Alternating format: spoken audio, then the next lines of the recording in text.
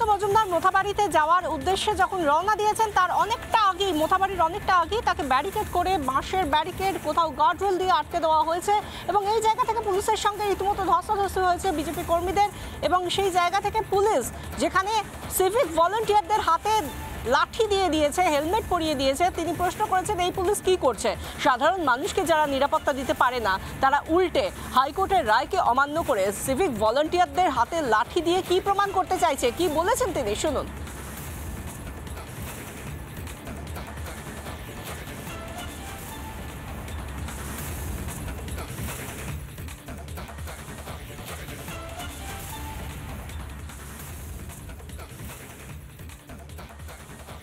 রামনবমী শুধু নাকি বাড়িতে পুজো করা যাবে, মন্দিরে পুজো করা যাবে, আর কোন ঘট পুজো করতে বলছে? মানে পুলিশ জেহাদি হয়ে গেছে। পুলিশ কি জেহাদি হয়ে গেছে?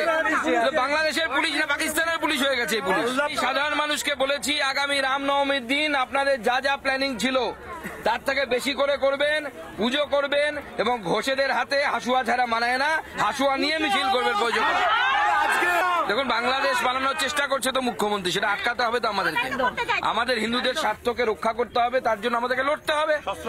প্রয়োজন স্বাস্থ্য রক্ষার জন্য স্বাস্থ্য প্রয়োজন, আমাদের শাস্ত্র সেটা বলছে। তো আজকে যেখানে ঘটনা ঘটছে তার থেকে 10 কিলোমিটার দূরে এখানে পুলিশ এসে সবার বাড়িতে গিয়ে হামলা করছে, মামদোবাজি। পুলিশের বিরুদ্ধে সরাসরি অভিযোগ করছেন সুকান্ত মজুমদার। যেখানে ঘটনা ঘটছে তার থেকেও 10 কিলোমিটার ভিতরে ঢুকে আসছে পুলিশ এবং হামলা চালানোর অভিযোগ পুলিশের বিরুদ্ধে। স্থানীয়রা তারা কি বলছেন শুনুন। আইসিএসে রামনবমী উৎসব হবে না। কেন হবে না? কেন হবে না? আমাদের নেতারা যারা ছিল তাদেরকে যে কি উত্তর দিয়েছে আমরা তা শুনি না।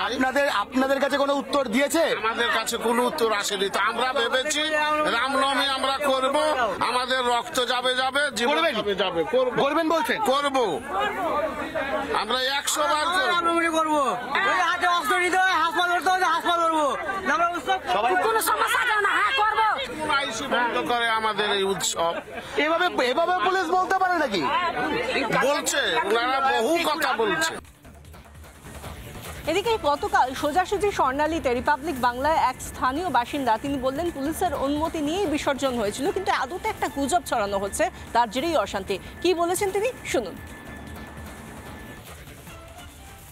নিবারণ, যখন এই ঘটনাগুলো ঘটছিল, যখন আপনারা এই ধরনের কোনো ভাইরাল ভিডিও দেখছিলেন যে কেউ ইচ্ছে করে ইচ্ছাকৃতভাবে কিছু ভিডিও পোস্ট করে প্রত্যেককে একই জায়গায় ডাকছে, সেখানে কর্মতীর্থের মাঠে ডাকছে, আরো একই জায়গায় ডাকছে, সেই সময়তে আপনারা পুলিশকে জানিয়েছিলেন? পুলিশ কি বলেছিল?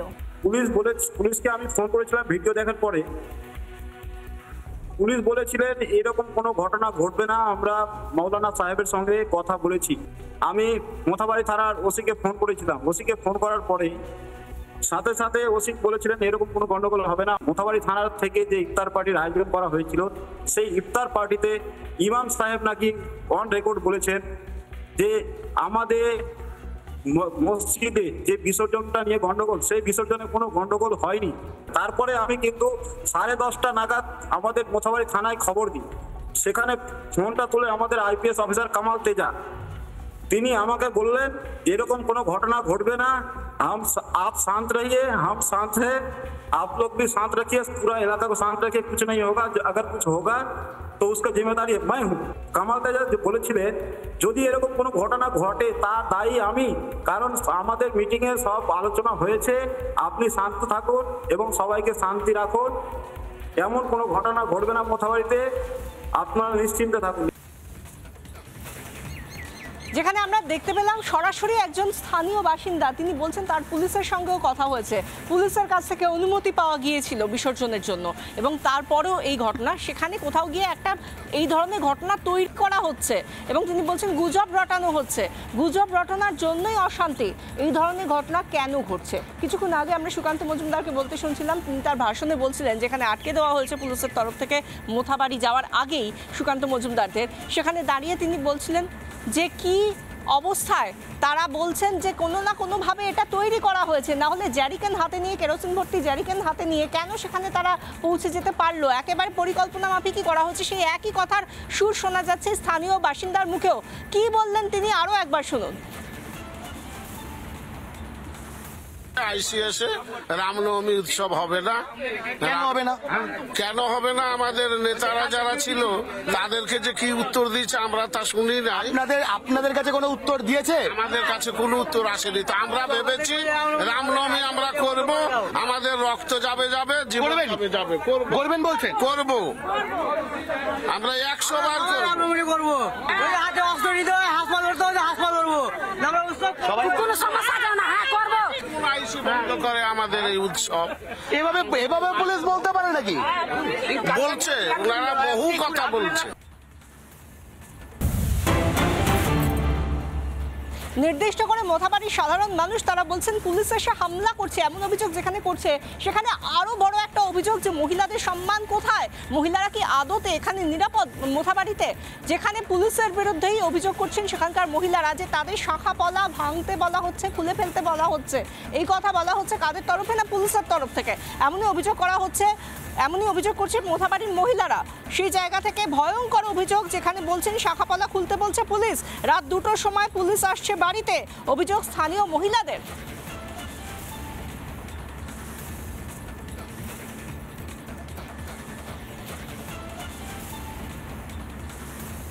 গত রাতে দুজনকে উঠিয়ে নিয়ে গেছে।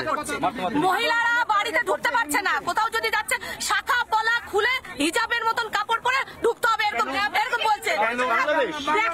স্যার আপনি মোথাবাড়িতে যাবেন, গত রাতে দুজনকে উঠিয়ে নিয়ে গেছে। মহিলারা বাড়িতে ঢুকতে পারছে না, কোথাও যদি যাচ্ছে শাখা পলা খুলে হিজাবের মতন কাপড় পরে ঢুকতে হবে, এরকম বলছে। স্যার আপনি মোথাবাড়িতে যাবেন, একটু